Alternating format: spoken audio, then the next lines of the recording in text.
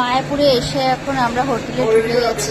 হোটেলটা ছিল মন্দিরের মেন গেটের সামনে, রাধা হোটেল। আমরা আগেরবার এসেছিলাম তখনও এই হোটেলে আমরা স্টে করেছিলাম, তো এখনও এই হোটেলেই রুমটা নিয়ে নিয়েছি। এসি রুম, গরমে জানোই তো খুব কষ্ট হবে।